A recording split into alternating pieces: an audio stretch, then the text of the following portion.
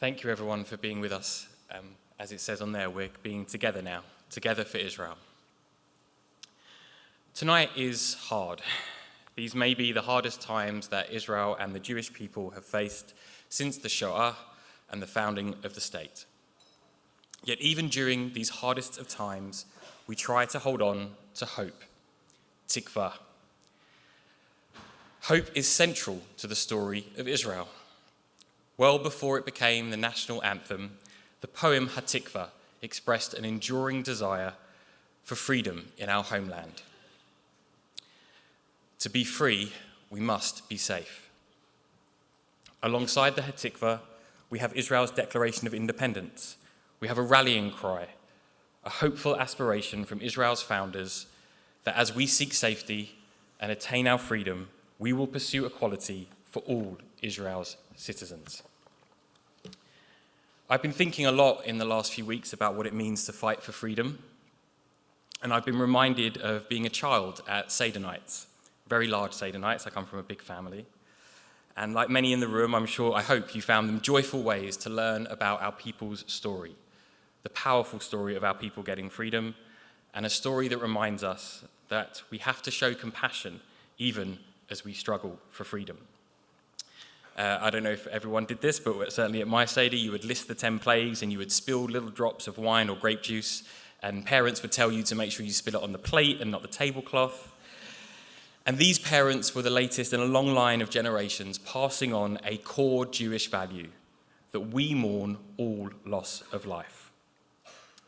Now, in the depths of winter, we'll be celebrating a different Jewish festival, Hanukkah, and it brings another lesson on conflict and its human cost. One reason the rabbis instituted the ritual of lighting a Hanukkah was so that rather than the violence of that story, the prevailing image would be light and hope. Hanukkah imbues us with a sense of Jewish pride, not arrogance, but with that custom to place the Hanukkah in our window, we send an illuminating message out to all people, especially the marginalized and the dispossessed, that together we can overcome hate and oppression. Now, as a gay Jewish man, I am very moved by the coming together of Judaism and pride, and its encouragement for all of us to show the world who we are and what we believe in. During Hanukkah, we will focus on rededication to tradition and on flickers of renewed hope in these devastatingly dark times. On this very hard night, I want to share some glimmers of hope with you that might inspire us all in these darkest of days. Our people like Mickey and Sultan and Ori and Bisan and Alon Lee and Rula and Nili, all those that we've heard and will hear from this evening. Arabs and Jews, Israelis and Palestinians, responding with bravery and determination. They are helping communities brutally attacked by Hamas, and they are holding on to humanity as they strive for a safe and shared future.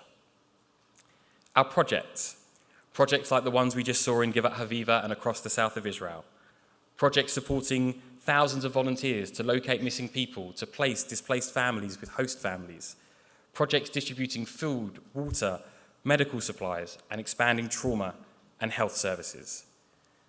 Partnership. The partnership between Arabs and Jews. Even now, our people, the NIF people, are the ones working to protect the human rights of Israelis and Palestinians who aren't giving up on the pursuit of peace. As Yotam Kipnis, whose father Terry was murdered by Hamas, said, "Don't write my dad's name on a rocket. He wouldn't have wanted it. Don't say that God will avenge his death. Say, may his memory be for a blessing." Another glimmer of hope is the diversity of those we work with and for. Our crisis response is working with the children of the kibbutzim and the big towns. We're working with Bedouin children with special needs, and we are sheltering families of displaced migrant workers and asylum seekers. And finally, a real big ray of hope, you, our supporters. You and your outpouring of concern and overwhelming generosity to make all of this vital work possible. As so many have said in recent weeks, the work of the New Israel Fund has never been more needed than it is today.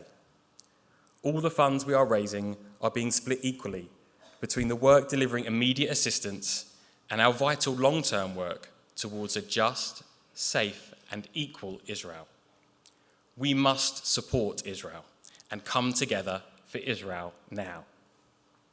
We can support brave Israelis who, despite their unimaginable pain, are choosing compassion over vengeance.